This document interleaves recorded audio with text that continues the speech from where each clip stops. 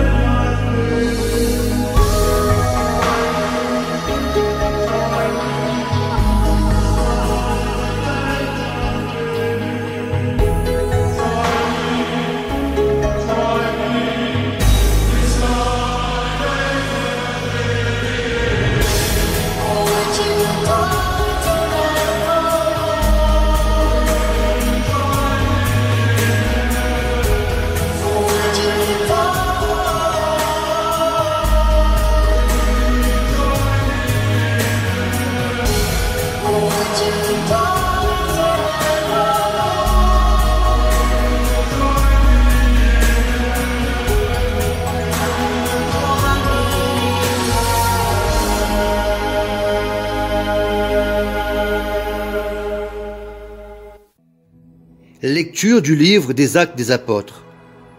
Le jour de la mort d'Étienne, éclata une violente persécution contre l'église de Jérusalem. Tous se dispersèrent dans les campagnes de Judée et de Samarie, à l'exception des apôtres. Des hommes religieux ensevelirent Étienne et célébrèrent pour lui un grand deuil.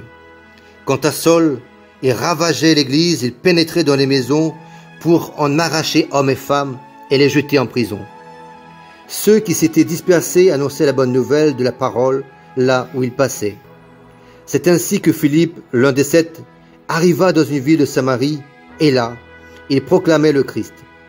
Les foules d'un même cœur s'attachaient à ce que disait Philippe, car elles entendaient parler des signes qu'il accomplissait, ou même les voyaient. Beaucoup de possédés étaient délivrés des esprits impurs qui sortaient en poussant de grands cris. Beaucoup de paralysés et de boiteux furent guéris. Et il y eut dans cette ville une grande joie. Parole du Seigneur.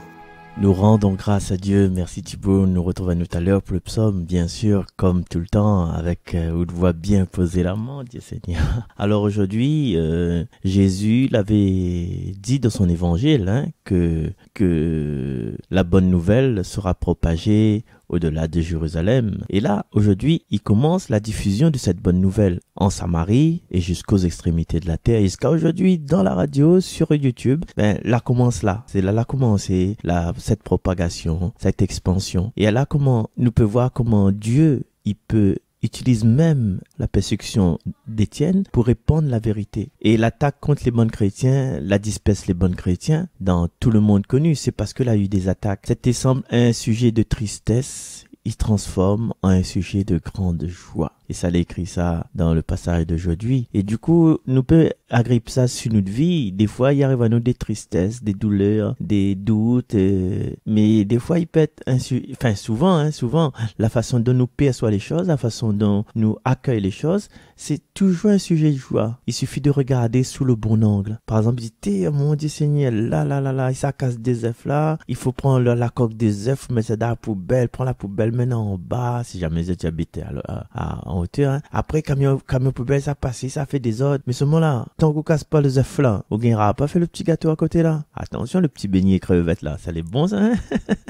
Donc, dans chaque transformation d'un sujet, nous regarde le côté où ça nous les transformer en positif. Et ça, tu connais aussi cette habitude de l'île de la Réunion qui dit, n'a longtemps, mais pas encore mon cousin là. Mais nous la trouve à nous, quand ça nous trouve à nous, les bons cousins éloignés, n'a longtemps, n'a pas encore vu. Mais nous retrouve ça souvent dans un veillé mortuaire. C'est-à-dire que le monde, quand il est mort là, il rassemble. Dans une espèce de tristesse, nous retrouvons à nous. Dans un embouteillage, nous prenons un chemin, nous prenons un raccourci, nous trouvons un monde que n'a longtemps, n'a pas encore vu. À moi, me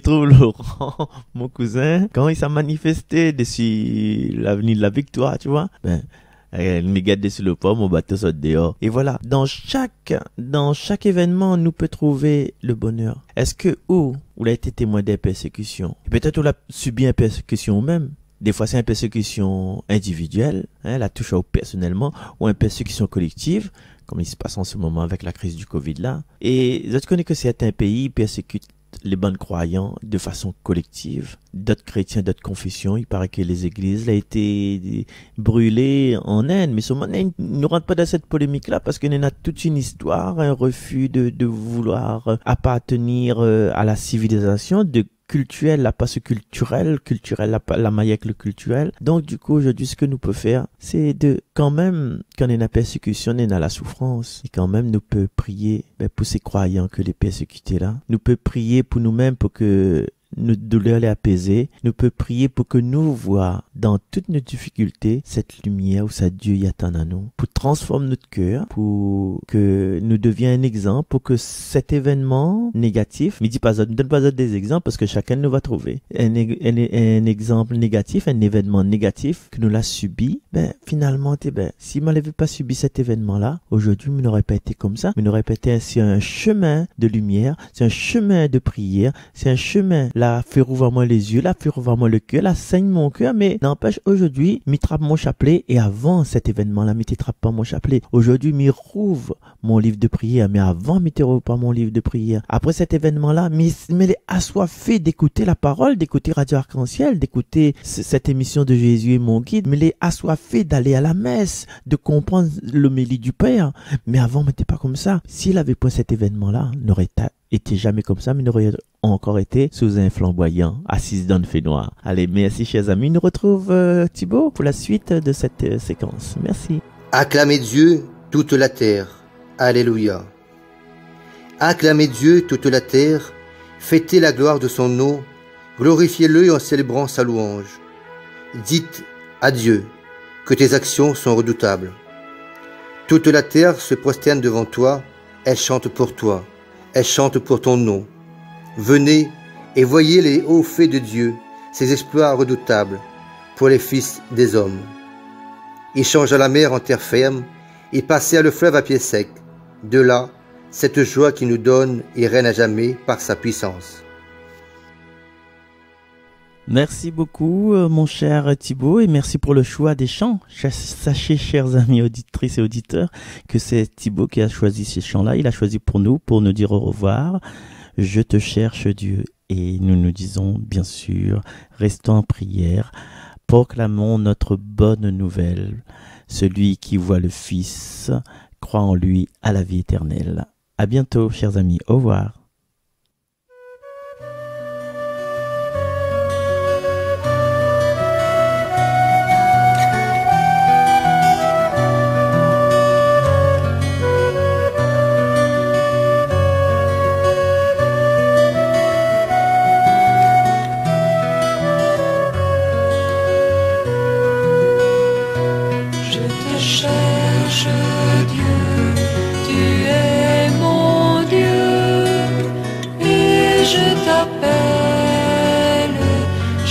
Cherche Dieu, entends la voix de ma prière.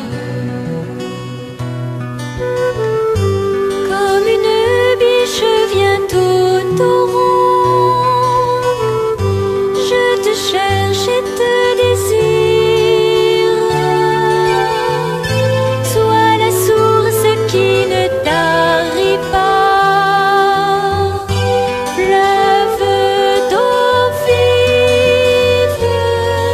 Cherche Dieu, tu es mon Dieu, et je t'appelle, je te cherche Dieu, entends la voix de ma prière. Comme une terre assoiffée sans eau, cherche et te désire. Viens abreuver le sillon creusé dans mon désert. Je te cherche Dieu, tu es mon Dieu, et je t'appelle, je te cherche Dieu. Entends la voix de ma prière. Comme un enfant tout contre sa mère, je te cherche et te désire. Dans ton silence renaît la paix qui me fait vivre. Je te cherche Dieu, tu es mon Dieu, et je t'appelle, je te cherche Dieu, entends la voix de ma prière. Comme un veilleur désire l'aurore, je te cherche et te désire. En toi la nuit est comme le jour, lumière. Je te cherche